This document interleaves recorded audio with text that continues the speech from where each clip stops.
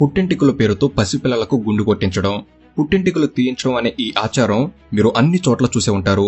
పిల్లలు పుట్టాక మొదటి సంవత్సరం లోపు వారి మాడు అనేది గట్టి పడ్డాక తల్లిదండ్రులు పిల్లల తలపై ఉన్న వెంట్రుకలన్నిటినీ గుడిలో తీయిస్తారు.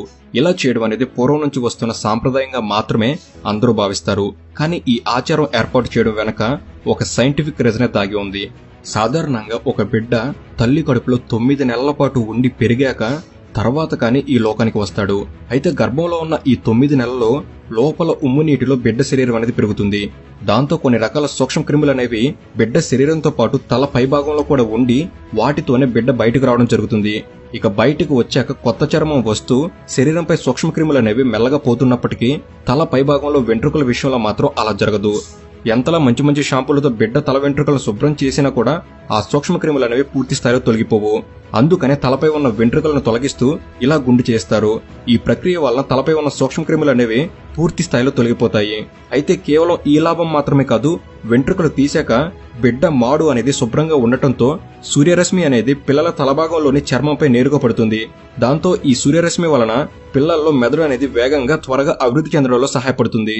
అలాగే సిరల్లో రక్త ప్రసరణ బాగా జరుగుతుంది.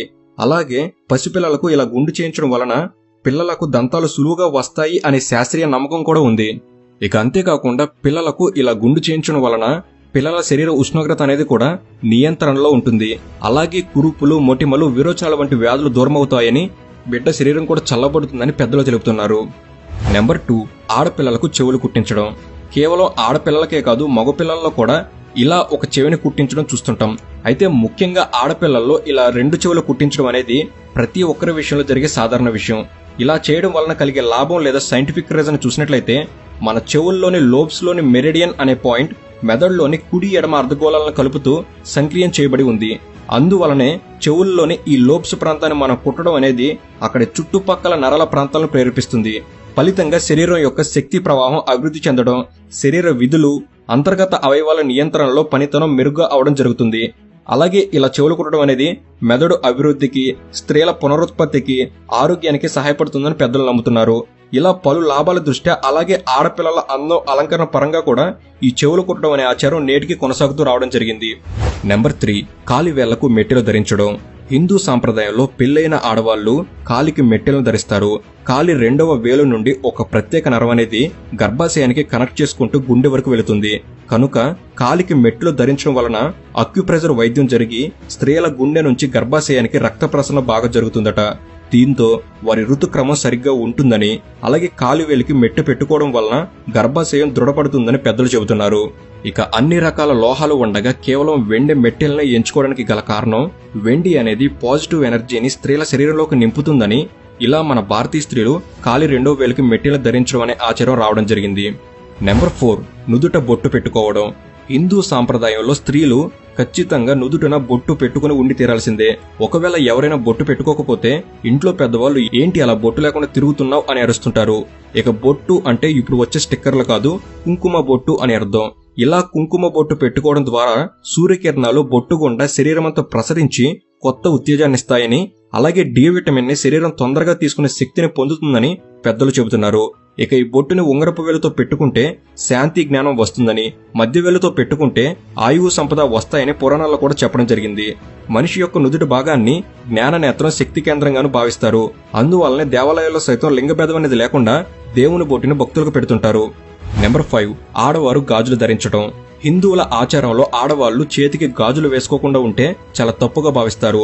ఇప్పుడంటే ప్లాస్టిక్ గాజులు వచ్చాయి, కానీ ఒకప్పుడు గాజులు అంటే మట్టి గాజులే.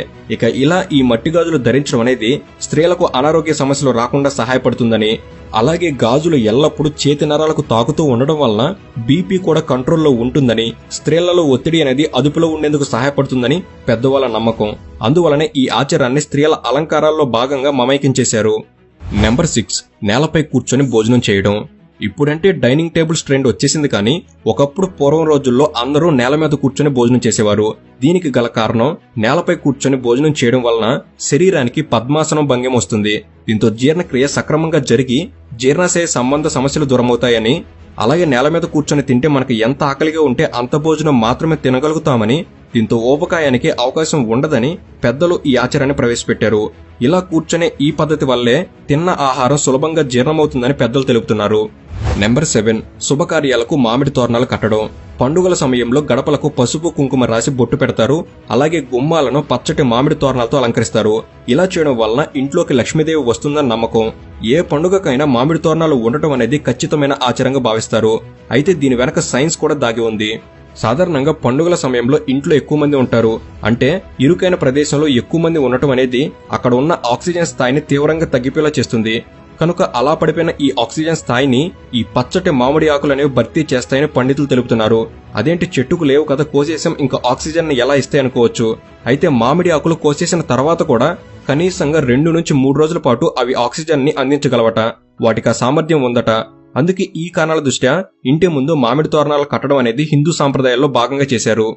నెంబర్ 8, నిద్రపోయేటప్పుడు తలను ఉత్తరానికి ఎందుకు పెట్టకూడదు? భూమికి అయస్కాంత క్షేత్రం ఉన్నట్లుగానే మన శరీరానికి కూడా అయస్కాంత క్షేత్రం ఉంటుందట. ఒకవేళ మనం ఉత్తర దిశగా తలను పెట్టి పడుకుంటే మన శరీరంలో ఉన్న ఐరన్ మెదడుకు ప్రవహించి బీపీ, గుండె సంబంధిత సమస్యలు వస్తాయట. అలాగే తలనొప్పి, అల్జీమర్స్, పార్కిన్సన్స్ డిసీజ్ వంటి వ్యాధులు కూడా వస్తాయట.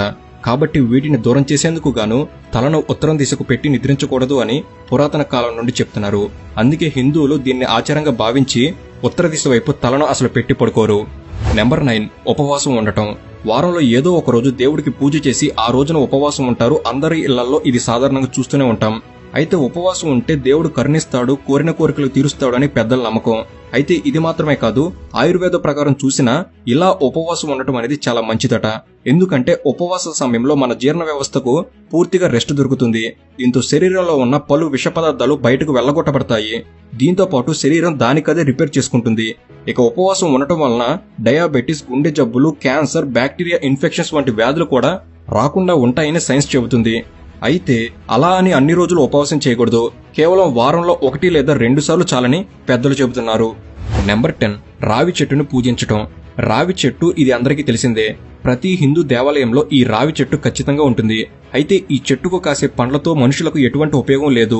అయినా కూడా ఈ చెట్టును దైవంగా భావించి హిందువులు ఎంతో భక్తితో పూజలు చేస్తుంటారు. దీనికి గల కారణం, రావి చెట్టు రాత్రిపూట కూడా ఆక్సిజన్ ని ఉత్పత్తి చేసే చెట్లలో ఒకటి. సాధారణంగా రాత్రి సమయాల్లో దాదాపుగా అన్ని చెట్లు ఆక్సిజన్ కి బదులుగా కార్బన్ డైఆక్సైడ్ విడుదల చేస్తాయి. కానీ రావి చెట్టు ఇలా చేయదు. కాబట్టే ఈ చెట్టును రక్షించడానికి అప్పటి పెద్దలు పవిత్రంగా భావించేలా చేశారు. అంతేకాదు దీని చెట్టు ఆకుల్లో tannic acid, aspartic acid, flavonoids, steroids, విటమిన్లు, మెథియోనిన్, గ్లైసిన్ వంటి పోషకాలు ఉన్నాయి.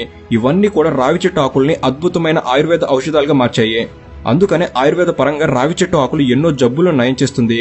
ఇలా పలు కారణాల దృష్ట్యా రావి చెట్టును హిందూ పురాణాల్లో పవిత్రంగా భావించడం జరిగింది. నెంబర్ 11, 2 చేతులు జోడించి నమస్కారం చేయడం. హిందూ సాంప్రదాయాల్లో ఎవరైనా తెలిసిన వారు కానీ, పెద్దవారు కానీ ఎవరైనా సరే కనిపిస్తే మర్యాదపూర్వకంగా ప్రతి ఒక్కరూ చేసేది ముందుగా 2 చేతులు జోడించి నమస్కారం చేయడం. అయితే ఇలా చేయడానికి ఒక కారణం ఉంది. అదేమిటంటే, మనం నమస్కారం చేసినప్పుడు మన 2 చేతులు కలుస్తాయి. ఆ సమయంలో మన మునివేళ్లు ఒకదానికి ఒకటి ఒత్తుకుపోతాయి. అలా అవటం వలన మెదడులోని జ్ఞాపకశక్తి నాడులు ఉత్తేజితమై అలా పలకరించిన వ్యక్తుల్ని ఎక్కువ కాలం గుర్తు పెట్టుకునేలా చేస్తుందట. అందుకే 2 చేతులు జోడించి నమస్కారం చేయడం అనేది మన పెద్దలు ఆచారంగా పెడుతూ రావడం జరిగింది. అయితే ఈ నమస్కారం అనేది అన్ని లింగాల వారిని తాకకుండానే గౌరవించేలా, ప్రేమగా పలకరించేలా ఉంటుందని కూడా పెద్దలు దీన్ని హిందూ సాంప్రదాయాల్లో భాగంగా మార్చారు. నెంబర్ 12, సూర్య నమస్కారం చేయడం. హిందువులు చాలా మంది ప్రతిరోజు సూర్య నమస్కారం చేయడం చూస్తూ ఉంటాం. ఇలా సూర్యోదయం సమయంలో సూర్య నమస్కారం చేయడం వలన రోగ నిరోధక శక్తికి అత్యంత ముఖ్యమైన విటమిన్ డి లభిస్తుంది. ఇది తక్కువ అయితే శరీరంలో అన్ని ఉన్నా ఏది సక్రమంగా పనిచేయదు. ఇక ప్రతి సూర్య నమస్కారంలో 12 ఆసనాలు ఉంటాయి. కాబట్టి మనం 12 సార్లు సూర్య నమస్కారం చేస్తే 288 భంగిమల్లో శరీరాన్ని వంచినట్లు సమానం. అంటే ప్రపంచంలోని జిమ్ ట్రైనర్లందరికీ వేలల్లో డబ్బు ఇచ్చినా కూడా ఒక్క నెలలో రోజుకి 20 నిమిషాల సూర్య నమస్కారం వల్ల కలిగే ప్రయోజనాల్ని వారు మనకు కలిగించలేరని సైన్స్ కూడా చెబుతుంది. నెంబర్ 13, తులసి మొక్కను పూజించడం. భారతీయ హిందూ సంస్కృతిలో తులసి మొక్కకు చాలా విశిష్టత ఉంది. ఇంటి ముందు తులసి మొక్కను పెట్టుకుని ప్రతి హిందువు ఆ మొక్కను ఎంతో భక్తి శ్రద్ధలతో పూజిస్తారన్న విషయం మనందరికీ తెలిసిందే. అయితే అసలు ఈ తులసి మొక్కను ఇంటి ప్రాంగణంలో ఎందుకు పెడతారు, ఎందుకు పూజిస్తారు అంటే తులసిలో సైన్స్ ఎంతో దాగి ఉందని సమాధానం చెప్తారు. సాధారణ మొక్కలు మామూలుగా రాత్రిపూట కార్బన్ డైఆక్సైడ్ విడుదల చేస్తాయి. కానీ తులసి మొక్క మాత్రం 24 గంటలు ఆక్సిజన్ ని విడుదల చేస్తుంది. అందుకే తులసిని ఇంటి ముందు పెట్టుకుని పూజిస్తారు. తులసి మొక్కకు ప్రదక్షిణ చేయడం వల్ల మనకు తెలియకుండానే ఆక్సిజన్ అందుతుంది. అంతేకాదు ఇంటి నుండి ఎవరైనా బయటకు వెళ్లేటప్పుడు, బయట నుంచి లోపలికి వచ్చేటప్పుడు దీని ప్రభావం చాలా ఉంటుంది. తులసి ఆకు నమిలినా, తులసి తీర్థం ప్రతిరోజు తీసుకున్నా అది మంచి ఔషధంగా శరీరానికి పనిచేస్తుంది.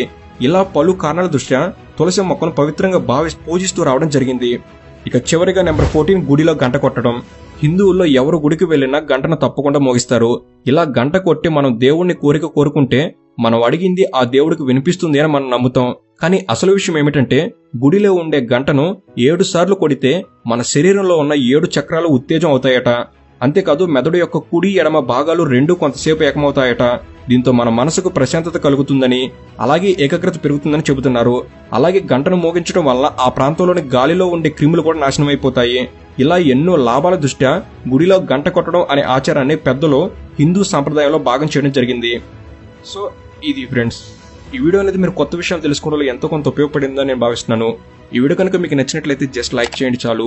ఇలాంటి మరెన్నో ఇన్ఫర్మేటివ్ వీడియోస్ ఇక్కడ నుంచి రాబోతున్నాయి. వాటిని మీరు కూడా పొందేందుకు తప్పకుండా మన తెలుగు నాలెడ్జ్ సబ్స్క్రైబ్ చేసుకుని బెల్ని ఆల్లో పెట్టుకోగలరు. అండ్ మీ అందరికీ ఒక ప్రశ్న, మీకు నచ్చిన హిందూ ఆచారం ఏమిటి? సరదాగా తప్పకుండా కామెంట్ చేయండి. Thank you for watching. Have a good day.